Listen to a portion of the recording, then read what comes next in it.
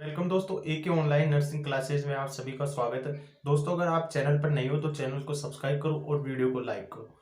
आज हम Parkinson disease के बारे में बात करेंगे, जो एक न्यूरोलॉजिकल डिसऑर्डर होता है। इस डिजीज में क्या होता है, ये डिजनरेटिव डिसऑर्डर होता है नर्वस सिस्टम का। इसमें डोपामिन की डेफिशिएंसी हो जाती है। तो डेफिशिएंसी किस कारण होता है, क्या इटियोलॉजी होती है, फिर डोपामिन के फंक्शन क्या होते हैं। अगर डोपामिन के फंक्शन पता हो हमें, जैसे ये मूवमेंट कराने के लिए, मसल्स के मूवमेंट के लिए रिस्पॉन्सिबल होता है, तो हम उसके साइन सिम्टम भी पता लगा सकते हैं कि अगर डोपामिन की डेफिशिएंसी होती है तो मसल्स का मूवमेंट नहीं हो पाएगा, मसल्स में ट्रीमर्स होंगे। तो साइन सिम्टम क्या होगा, इसका क्या मैनेजमेंट है, वो हम पूरा इस क्लास में रीडिंग आउट करेंगे। ये क्वेश्चन आने की पॉसिबिलिटी होती है। पार्किंसन नर्वस सिस्टम का डिसऑर्डर होता है ये। और अगर आप थियोरटिकल पार्ट में देखो तो शॉर्ट नोट्स में मोस्टली क्वेश्चन आता है पार्किंसन डिजीज का। जो नर्सिंग की जेएनएम हो, कोई सी भी नर्सिंग टाइप हो, उसमें आप अगर एग्जाम दे रहे हो तो थियोरटिकल शॉर्ट नोट्स में क्वेश्चन आ जाता है। तो आप मतलब सिस्टम वाइज स्टडी करो। आप हमारे चैनल पर जाकर प्लेलिस्ट में जाकर पूरी मैंने प्लेलिस्ट बना रखी है, वहाँ पर एमएसएन की क्लासें आपको सिस्टम वाइज मिल जाएगी।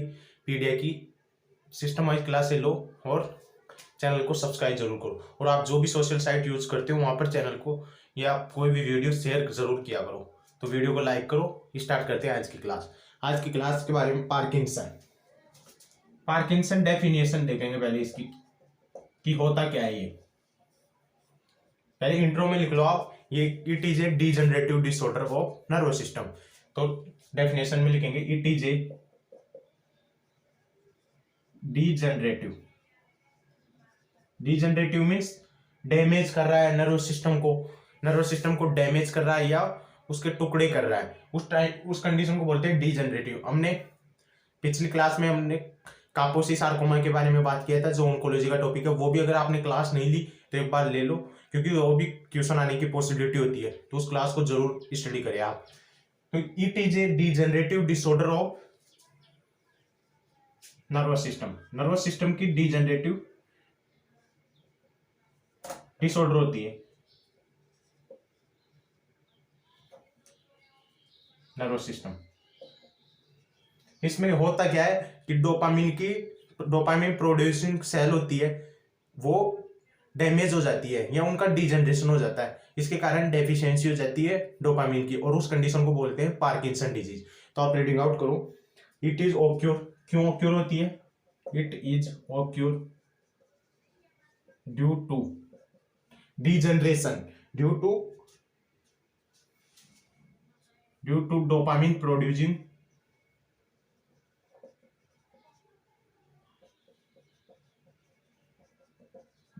Producing cells. कौन सी होती है, निग्रा वाली, जो मिड ब्रेन में होती है, सब्सटेंसिया निग्रा, सब्सटेंसिया निग्रा। इनका क्या हो जाता है, डिजनरेशन हो जाता है या ये सेल डैमेज हो जाती है।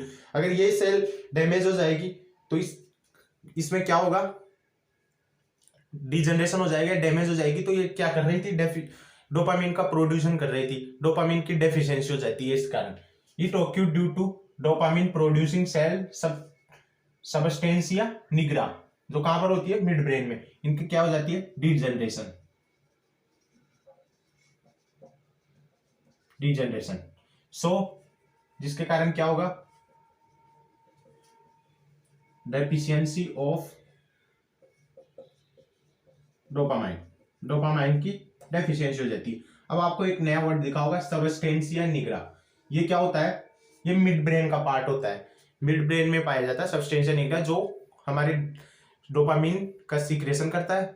अगर ये डैमेज हो जाएगा, ये सेल्स होती है वो ही डैमेज हो जाएगी जो प्रोड्यूस कर रही है डोपामिन को, तो उस कंडीशन को बोलते हैं पार्किंसन डिजीज। इसमें क्या होता है, डेफिशिएंसी ऑफ डोपामाइन। किसके कारण, क्योंकि इसमें डिजनरेशन हो जाता है किसका, सब्सटेंसिया निग्रा, जो मिड ब्रेन का पार्ट होता है। आप डायग्राम देखो, एक डायग्राम दिख रहा होगा, यहाँ पर एक मिड ब्रेन है, मिड ब्रेन का ये पार्ट लिया हमने। अब यहाँ पर बीच में क्या है, सब्सटेंसिया निग्रा। ये सब्सटेंसिया निग्रा क्या हो जाती है, डिजनरेशन हो जाता है या डैमेज हो जाती है, जिसके कारण डोपामिन का प्रोड्यूसन नहीं हो पाता और पार्किंसन डिजीज ऑक्यूर हो जाती है। अब हमने इसके डेफिनेशन देख ली। अब इसका अगला पॉइंट डालो आप, कोज, क्या क्या कोज है। मोस्टली हम देखें तो इसके कोज अननोन होते हैं, कोई इसका एग्जैक्ट कोज पता नहीं है कि इसके कारण पार्किंसन डिजीज हो रही है, लेकिन कुछ कोज होते हैं, कुछ रिस्क फैक्टर होते हैं जो मिड ब्रेन या ब्रेन को डैमेज करते हैं और वो पार्किंसन डिजीज को बढ़ावा देते हैं। तो सम रिस्क फैक्टर है। तो अगला पॉइंट डालो, कोज। कोज एग्जैक्ट कोज तो क्या होते हैं, unknown, but some risk factor है, जैसे हम chemical poisoning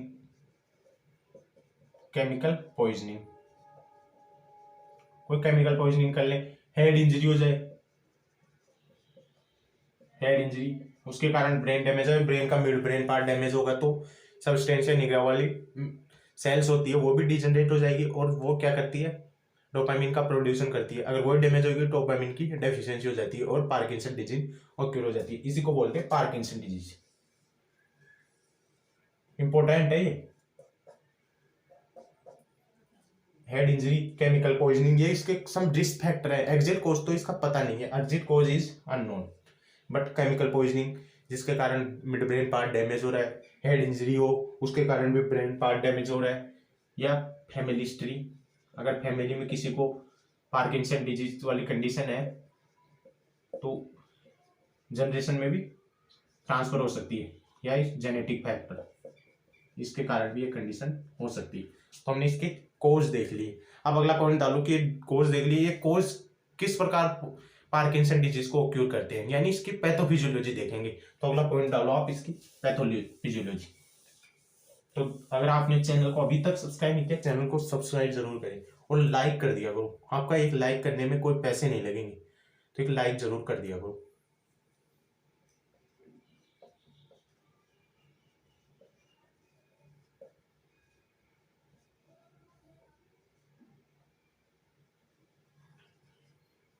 pathophysiology, due to कोई सा भी इटियोलॉजिकल कोज हो उसके कारण ही तो ये कंडीशन होगी। तो due to any aetiological cause,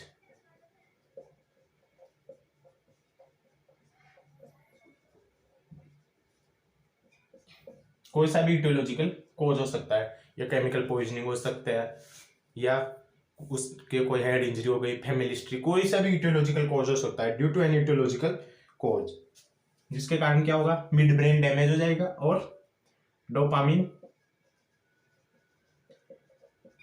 producing cell destroyed. Dopamine producing cell कौन सी, सबस्टेंशिया निग्रा, ये सेल्स डेस्ट्रॉयड हो जाएगी। ये क्या कर रही थी, डोपामिन का प्रोड्यूसन कर रही थी। अगर कोई भी इटियोलॉजिकल कोज हुआ तो उसके कारण डोपामिन प्रोड्यूसिंग सेल डेस्ट्रॉयड हो जाएगी, जिसके कारण क्या होगा, deficiency,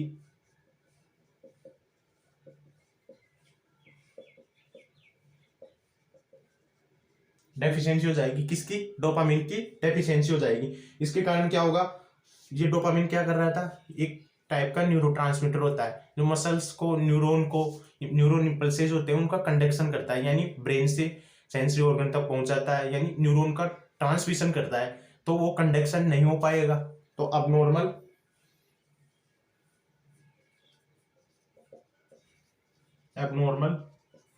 conduction of impulses. Abnormal conduction होगा किसका, इंपल्सेज का, क्योंकि वो डैमेज हो गया, इंपल्सेज ऑफ ब्रेन, क्योंकि वो डोपामिन था जो न्यूरोट्रांसमीटर था वो ट्रांसमिशन कर रहा था, वो डैमेज हो गया। तो इसके कारण abnormal conduction of impulses of brain, जिसके कारण क्या होगा, पुअर मसल्स का कोई कंट्रोल नहीं होगा, मसल्स में कोई मूवमेंट नहीं होंगी। तो ये कंडीशन क्या कहलाती है, पार्किंसन डिजीज, जिसके कारण क्या होगा, यहां पर लिख देता हूं मैं, कंटिन्यू लिख लेना आपको इसको। क्या होगा, पुअर मसल कंट्रोल, क्योंकि वो इंपल्सेस है वो ट्रांसमिशन नहीं हो रहे, लेट हो रहे हैं, वो डोपामिन ट्रांसमिशन नहीं होगा, तो उसके कारण पुअर मसल कंट्रोल होगा, और एबनॉर्मल या स्लो मूवमेंट देखने को मिलेगा मसल्स में। और इस कंडीशन को पार्किंसन डिजीज बोलते हैं। अब इसकी पैथोफिजियोलॉजी देख ली। अब इसमें क्या क्या साइन सिम्टम देखने को मिलेंगे वो अगला पॉइंट डालो आप। साइन सिम्टम, ब्राइटनेस ठीक है, ऐसे देख लो आप,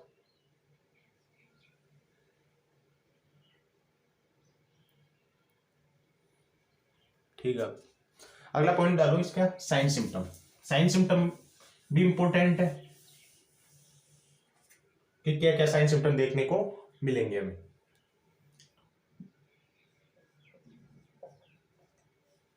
साइन सिम्टम, इसके 3 फीचर होते हैं। कौन से फीचर बोलते हैं उन्हें? कार्डिनल फीचर, जो इंपॉर्टेंट फीचर होते हैं एग्जाम में। Cardinal feature of the Parkinson disease, इस टाइप से क्वेश्चन आ जाए। 3 एक्सेप्ट दे देंगे और एक और कार्डिनल फीचर दे देंगे। 3 कार्डिनल फीचर कौन से होते हैं? ट्रीमर्स, जो पेशेंट होगा पार्किंसन डिजीज वाला उसमें ट्रीमर्स देखने को मिलेंगे। Tremors means abnormal sacking of muscles. Abnormal sacking होगी, आपको डायग्राम देखो एक इस टाइप से। ट्रिमर्स 2 टाइप के होते हैं, वो अपनी पूरी क्लास ले लेंगे ट्रिमर्स वाली। यहाँ पर आपको देखना है सिर्फ ओनली ट्रिमर्स होते क्या है। Abnormal sacking movement of muscle, जैसे हाथ पे कोई कंट्रोल नहीं रहेगा, ऐसे एबनॉर्मल मूवमेंट होंगे, उस कंडीशन को बोलते हैं ट्रिमर्स। सेकेंड, रिगिडिटी देखने को मिलेगी या स्टिफनेस, मसल्स में जो स्लोली नॉर्मली मूवमेंट होता है वो मूवमेंट नहीं हो पाएगा, रिगिडिटी होगी या स्पास्टिसिटी होगी। And third, ब्रेडी काइनेसिया। ब्रेडी काइनेसिया, आपको 2 वर्ड दिखे, 2 वर्ड देखा करो आप, मतलब कहीं पर भी टर्मिनोलॉजी है, brady and tachy. Brady means down या स्लो एंड टेकी मीन्स ज्यादा हो रही है, वो कंडीशन ज्यादा हो रही है। तो यहाँ पर बता रहा हूं मैं ब्रेडी काइनेसिया। काइनेसिया मीन्स मूवमेंट, तो स्लो मूवमेंट देखने को मिलेंगे। ये 3 कार्डियल फीचर होते हैं, कार्डिनल फीचर। तो आप डालो कार्डिनल फीचर। साइन सिम्टम में फर्स्ट देखेंगे हम कार्डिनल फीचर, या इनको मेन फीचर, मेन फीचर भी बोल सकते हो। कार्डिनल फीचर या मेन फीचर कौन कौन से होते हैं? ट्रीमर्स, रिगिडिटी एंड स्टिफनेस,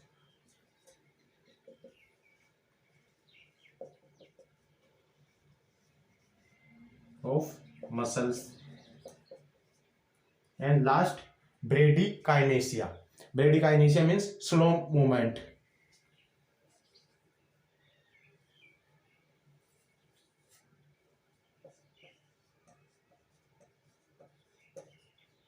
ब्रेडिकाइनेसिया यहां पर लिख लो आप, स्लो मूवमेंट।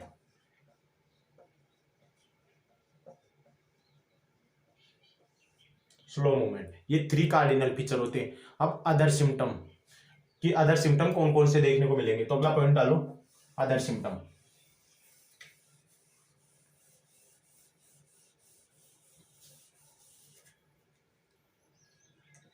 अदर सिम्टम में monotonous speech. Monotonous speech means, mono means single, tonus means tone, एक ही टोन में पर्सन स्पीच करेगा, उस कंडीशन को बोलते हैं मोनोटोनियस स्पीच। मोनोटोनियस स्पीच मैं आपको बता रहा हूं, जैसे ऐसे बोलेगा मोनोटोनस, मतलब कोई ज्यादा तेज भी नहीं बोलेगा, एक ही टोन में बोलेगा, उस कंडीशन को बोलते हैं monotonous speech. Second, shuffling gait. Shuffling gait यानी abnormal movement, abnormal gait. Shuffling gait को abnormal gait, abnormal gait means जो चाल होगी नॉर्मल पर्सन जैसे चलता है वो वैसे नहीं चल पाएगा। आप डायग्राम देखो, डायग्राम में दिख रहा होगा आपको कि सपलिंग गैट क्या होती है। मतलब पेशेंट होता है या पर्सन होता है जिसको पार्किंसन डिजीज है, उसकी गैट होती है, चाल होती है, वो चेंज हो जाती है, अब नॉर्मल हो जाती है, नॉर्मली जो चलता है वो नहीं हो पाती। Third, mask like face.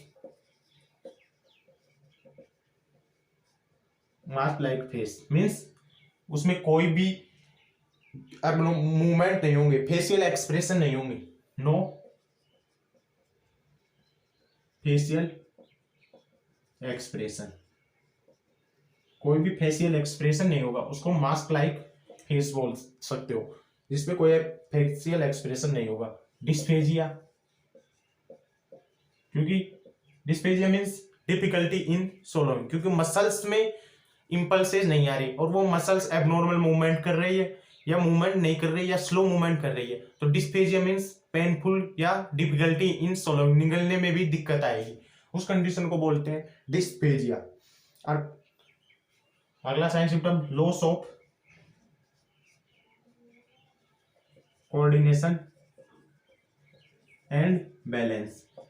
जो पर्सन है वो बैलेंस भी लॉस कर देगा, क्योंकि मसल्स ही होती है जो जिसकी वजह से हम खड़े हुए हैं। अगर मसल्स ही नहीं होगी, मसल्स में कोई मूवमेंट नहीं होगा, स्लो मूवमेंट होगा, तो वो कोऑर्डिनेशन एंड बैलेंस भी लॉस हो जाएगा। स्लर्ड स्पीच देखने को मिलेगी, क्योंकि बोलने के लिए टंग चाहिए, टंग में भी मसल्स होती है और मसल्स में मूवमेंट नहीं हो पा रही और स्लो मूवमेंट हो रही है, क्योंकि पार्किंसन डिजीज में मूवमेंट कराने के लिए जो इम्पल्सेस का ट्रांसमिशन करता है डोपामिन, वो डेफिशिएंसी हो रही है, क्योंकि सब्सटेंसिया निग्रा जो मिड ब्रेन में होता है उसकी वो डैमेज हो जाता है। किस डिजीज में? पार्किंसन डिजीज में। वो किस कारण होता है? मैंने कोजेज बताई, उसका एग्जिट कोर्स तो अननोन होता है, लेकिन कुछ हेड इंजरी हो जाए, केमिकल पॉइजनिंग हो जाए, फैमिली हिस्ट्री हो, अगर पेशेंट के किसी फैमिली मेंबर को हुआ पार्किंसन डिजीज, वो इस कंडीशन को इम्प्रूव करता है। तो ये रिस्क फैक्टर थे जिसके कारण ये कंडीशन हो रही थी। तो स्लर्ड स्पीच बोलने में तुतलाएगा, तुतला कर बोलेगा। एंड अगला साइन सिम्टम हैंड राइटिंग है वो स्लो हो जाएगी। ऐसे तो बहुत है, लेकिन मैं आपको इंपॉर्टेंट बता रहा हूं। हैंड राइटिंग है स्लो। जैसे मैं लिख रहा हूं, ये लिख रहा हूं मैं, मूवमेंट हो रही है ना मेरी फिंगर में, तो मूवमेंट के लिए वो मूवमेंट स्लो जाएंगे, यानी वो मूवमेंट देखो, हैंड राइटिंग ये स्लो नहीं, सॉरी, स्मॉल हो जाएगी। मैंने ये एक तो ये वर्ड लिखा, देखो ये वर्ड लिखा, अरे यहाँ पर मूवमेंट हुई है ना मेरी, तो यहाँ पर ये मूवमेंट का ही तो खेल है। पार्किंसन डिजीज में मसल्स में मूवमेंट नहीं हो पा रहे, तो जो हैंड राइटिंग होगी उसकी स्मॉल हो जाएगी, स्मॉलर हो जाएगी नॉर्मल जो रहती है उससे। अब इसका डायग्नोसिस कैसे करेंगे, तो अगला पॉइंट डालो डायग्नोसिस। डायग्नोसिस में हम 2 पॉइंट तो फिक्स है, कौन से? History collection and physical examination. कोई सा भी डायग्नोसिस करो, पहले हम हिस्ट्री कलेक्शन लेंगे। History collection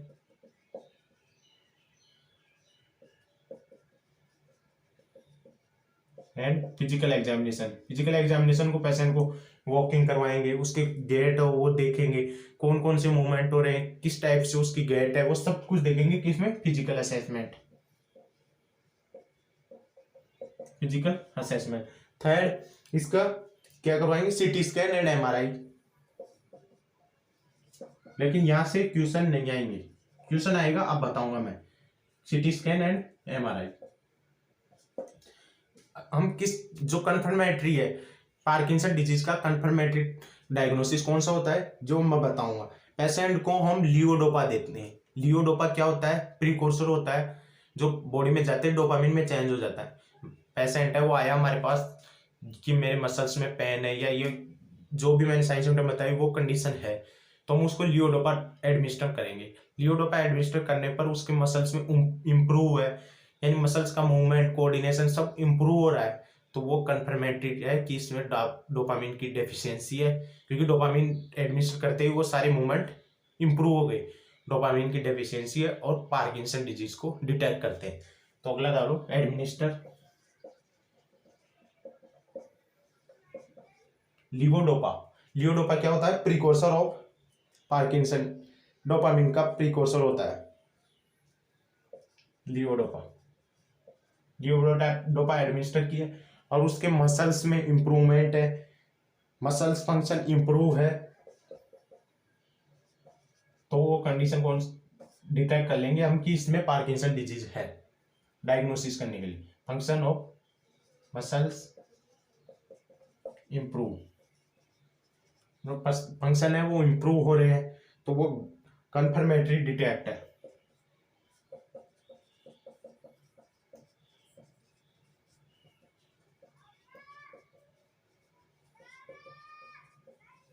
detect of Parkinson disease. अब हमने इसका डायग्नोसिस देख लिया, अब इसका ट्रीटमेंट या मैनेजमेंट। तो अगला पॉइंट डालो मैनेजमेंट। मैनेजमेंट में इसको कोई ट्रीट क्योर नहीं कर सकते, बस इसके जो भी साइन सिम्टम है उनको डिक्रीज कर सके, और जो मसल्स की टोन है वो गिर गई या कम हो गई उसको इम्प्रूव कर सकते हैं। तो उसके लिए हम physical therapy and some drug sign symptom को इम्प्रूव करने के लिए हम क्या देंगे? मसल्स में पेन हो रहा है, वो कंडीशन हो रही है, तो इनको कम करने के लिए लियोडोपा एडमिनिस्टर करेंगे। तो मैनेजमेंट लिखो आप, मैनेजमेंट में इसका कंफर्म क्योर तो नहीं कर सकते, लेकिन साइन सिम्टम को कम करेंगे, यानी पैलेटिव ट्रीटमेंट देंगे, इसको पैलेटिव मैनेजमेंट करेंगे। तो फर्स्ट है मेडिकल थेरेपी। मेडिकल थेरेपी में उसको एडमिनिस्टर करेंगे लियोडोपा, बट लियोडोपा को और सिंगल डोज यानी लियोडोपा सिंगली एडमिनिस्टर कर रहे हैं तो वो वर्क नहीं कर पाएगी, क्योंकि वो ब्लड ब्रेन बैरियर को क्रॉस नहीं कर पाती और लीवर उसका अब्जॉर्प्शन कर लेता। तो उससे प्रिवेंट करने के लिए लियोडोपा के साथ कौन सी ड्रग्स एडमिनिस्टर करते हैं हम? The administer of the लियोडोपा with किसके साथ? कार्बिडोपा। लियोडोपा प्लस कार्बिडोपा, मैं यहां लिख देता हूं आपको, कार्बिडोपा, लियोडोपा प्लस कार्बिडोपा, क्योंकि लियोडोपा इज नॉट इफेक्टिव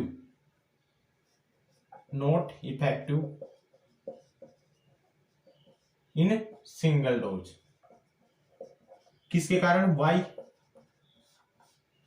क्यों नहीं इफेक्टिव होती है? क्योंकि यह not able to cross BBB, blood brain barrier उसको क्रॉस नहीं कर पाती, एंड लीवर है इसका डिस्ट्रैक्शन कर देता है, लीवर हैव डिस्ट्रैक्शन। सो इसके लिए हम क्या करेंगे? लियोडोपा के साथ कार्बिडोपा भी एडमिनिस्टर करेंगे, इससे प्रिवेंट करने के लिए किसके? ब्लड ब्रेन को क्रॉस कर सके और लीवर इसका डिस्ट्रैक्शन या डैमेज नहीं कर सके। इसके लिए हम लियोडोपा को कार्बिडोपा के साथ एडमिनिस्टर करेंगे। अब सेकंड है मैनेजमेंट में फिजिकल थेरेपी।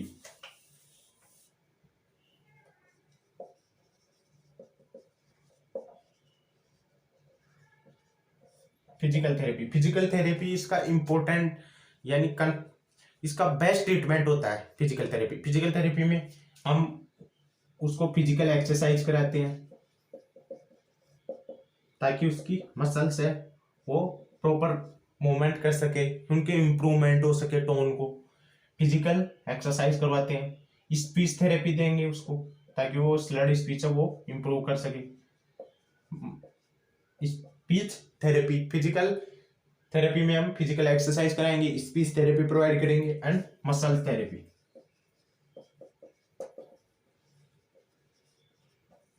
तो ये पार्किंसन जो छोटा सा टॉपिक था वो कंप्लीट हो गया। तो दोस्तों अगर आपने अभी तक हमारे चैनल को सब्सक्राइब नहीं किया तो चैनल को सब्सक्राइब करो और वीडियो को जो भी आप सोशल साइट्स यूज करते हो वहां पर शेयर कर दो। धन्यवाद दोस्तों।